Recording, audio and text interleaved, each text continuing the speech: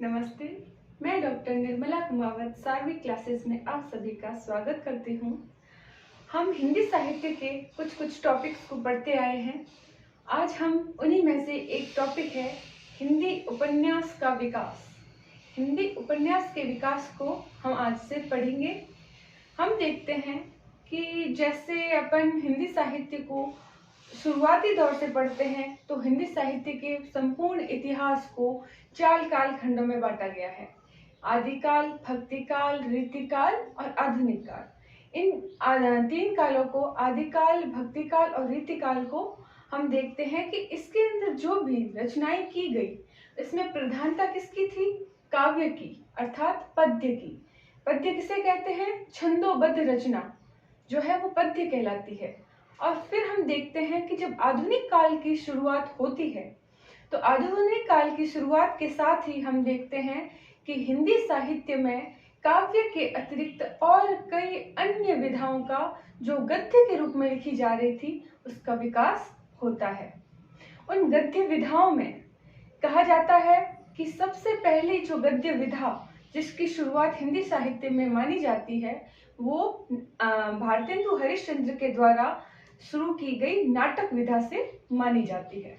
हम देखते हैं कि संपूर्ण हिंदी साहित्य के आधुनिक काल में जो भारतेंदु काल है, उस भारतेंदु काल में गद्य की लगभग कई विधाओं का विकास हो चुका था, जिसमें नाटक, उपन्यास, कहानी, एकांकी, आत्मकथा, जीवनी, यात्रा वृत्तांत इत्यादि जो गद्य की विधाएं हैं, रेखाचित्र का विकास हो गया था।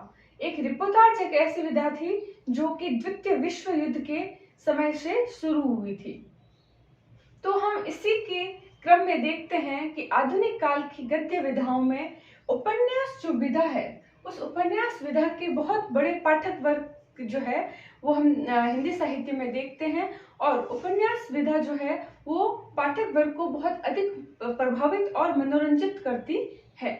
हम देखते हैं कि जो हिंदी उपन्यास का जो विकास है, उस विकास से पहले हम साधारण सी भाषा में ये देखते हैं कि उपन्यास होता क्या है। उपन्यास जैसे हम जानते हैं कि अपन ने बचपन से ही प्रेमचंद की ईदगाह कहानी जैसी कहानी, जिसके हिंदी का विषय भी ना रहा हो, उसने जरूर कहीं ना कहीं से या तो पढ़ी होगी या सुनी होगी, जिसमें एक कथानक होता है अर्थात कथा होती है और वह छोटी सी कथा के रूप में एक किसी घटना विशेष या व्यक्ति विशेष के जीवन में घटी घटना के माध्यम से उसको प्रस्तुत किया जाता है। तो वो क्या होती है? एक छोटे रूप में कही गई जो घटनात्मक जो स्थिति है उसको प्रस्तुत करती है। वही हम क्या देखते हैं कि उपन्यास जो होता है वो कहानी से जस्ट ऑपोजिट क्या होता है कि कहानी जो होती है वो क्या होती है? संक्षिप्त रूप में होती है। वही हम उपन्यास को देखते हैं कि वो व्यापक और विस्तृत रूप में होती है। तो व्यापक और विस्तृत कैसे हुआ? ऐसे कि जैसे हम उपन्यास को देखते हैं, जैसे हमने देखा गोदान, जो कि प्रेमचंद का बहुत ही प्रसिद्ध उपन्यास रहा है।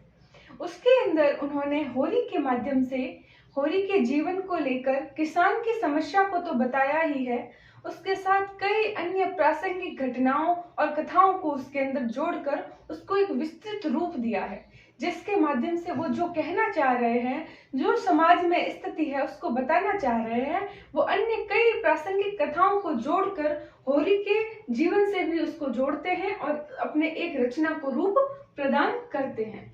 अर्थात उपन्यास एक ऐसी विधा हो गई जिसके अंदर पाठक वर्ग जैसे ही उसे पढ़ना शुरू करता है उसकी कई जिज्ञासाएं उत्पन्न होती है। उन जिज्ञासाओं के उत्पन्न होने के साथ हम देखते हैं उसके अंदर कई और प्रश्न उठते हैं।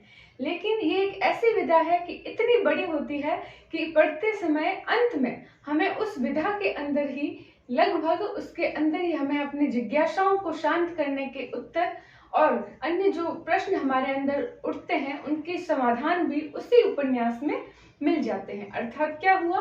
उपन्यास एक विस्तृत विधा हो गई।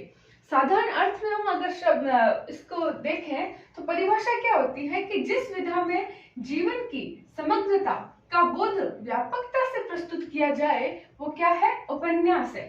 ऐसे ही जिसमें मुख्य कथा के साथ साथ प्रासंगिक कथाओं का समावेश भी हो, वह उपन्यास का गुण है, जिसमें कथानक जो है वो प्रमुख तत्व होता है और पात्र जो होते हैं उसके अंदर अधिक मात्रा में मौजूद होते हैं।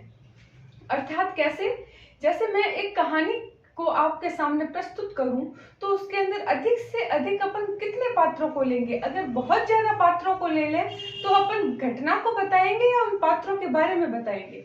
हम घटना या किसी भी स्थिति को बताने के लिए जो कथा गढ़ते हैं कहानी रूप में, उसमें जितने कम पात्र होंगे वो उतनी ही प्रभावोत्पादक कहानी होगी। वैसे ही उपन्यास जो होता है उसके अंदर कई जो प्रासंगिक कथाएं हैं वो जुड़ी होती है, तो उन प्रासंगिक कथाओं के भी पात्र होंगे और मुख्य उसका पात्र होंगे, गौण पात्र होंगे, इत्यादि जो पात्र है। इस कारण इसके अंदर क्या होता है, पात्रों की अधिकता होती है।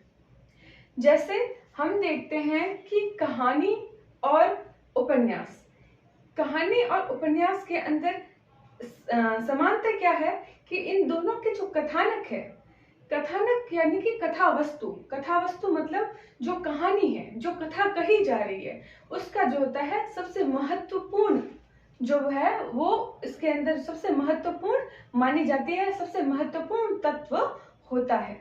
तो यह तो हो गई सामान्य सी उपन्यास होता क्या है, ठीक है। उसके बाद हम देखते हैं कि जो हिंदी उपन्यास है, हिंदी साहित्य में जो उपन्यास है उसका जो विकास का क्रम है, उस विकास के क्रम में हम क्या जानते हैं? तो हम देखते हैं कि जो ये उपन्यास विधा है वो कहा जाता है कि अंग्रेजी और बांग्ला जो साहित्य है, उन साहित्य में उपन्यास जो लिखे गए थे उन उपन्यासों के अनुवाद के रूप में हिंदी के अंदर आई। अर्थात हिंदी में सर्वप्रथम उन्हीं उपन्यासों को अनुवादित करके प्रस्तुत किया जाता था और धीरे धीरे हम देखते हैं कि अनुवाद करते करते हमारे खुद के हिंदी साहित्य में भी एक ऐसा लेखक वर्ग उत्पन्न होने लग गया था जो हिंदी गद्य विधाओं के रूप में उपन्यास को भी आगे लेकर बढ़ा। तो मैंने इसमें बताया है कि विकास का जो श्रेय जाता है वो किनको जाता है? अंग्रेजी और बांग्ला उपन्यास जो है उनको जाता है। जैसे 1853 का वंशीधर जो है वो थॉमस डे का एक लोकप्रिय उपन्यास है सैंडफोर्ड एंड मर्टन, और डॉक्टर जॉनसन का 1879 का रासेलास हिंदी का जो उपन्यास है उसको हिंदी में अनुवाद करते हैं। तो ऐसे ही कुछ, मैंने तो 2 नाम दिए हैं, और भी कई उपन्यास हैं जिनका बांग्ला और अंग्रेजी के उपन्यासों से हिंदी में अनुवाद के रूप में सर्वप्रथम यह विधा शुरू हुई। उसके पश्चात हम देखते हैं कि धीरे धीरे हिंदी में भी मौलिक उपन्यास लिखे जाने लगे।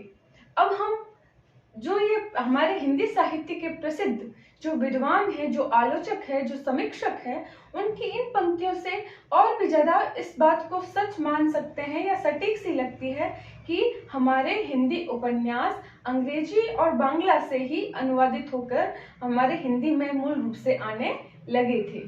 तो उसके अंदर एक महावीर प्रसाद द्विवेदी है, वो अपनी पत्रिका सरस्वती पत्रिका में क्या लिखते हैं कि उपन्यास के प्रचलन, उसके विकास एवं सृजन का श्रेय पश्चिमी देशों के लेखकों का ही है, जिसकी प्रेरणा लेकर हमारे हिंदी लेखक वर्ग जो है वो उपन्यास विधा को जो है उसको लेकर हमारे हिंदी साहित्य में उभरा।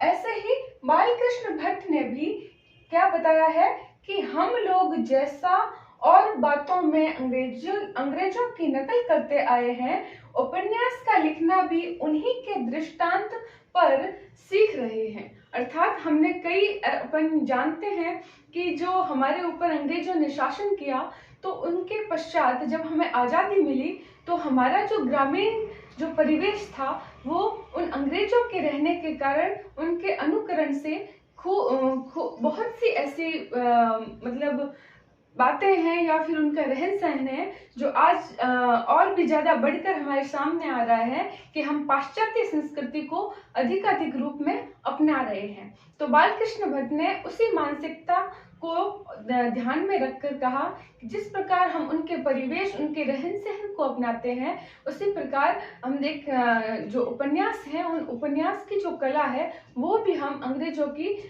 उसी शैली को उसी तरीके से अपना रहे हैं जैसे हम उनके किसी अन्य अच्छी बातों को लेते आए हैं। ऐसे ही हिंदी उपन्यास में भी अंग्रेजी और बांग्ला के उपन्यासों को की नकल के रूप में या अनुवादित रूप में हमने पहले उनको अनुवाद किया, और धीरे धीरे जब हमारे लेखक वर्ग भी इस बात को समझ गए, इस बात के मर्म को, इस बात के तरीके को समझ गए, तो हमारे हिंदी साहित्य में भी एक उपन्यास वर्ग जो है वो उभर कर सामने आया। और आज हम देखते हैं कि एक बहुत बड़ा उपन्यास वर्ग हिंदी साहित्य को प्राप्त है।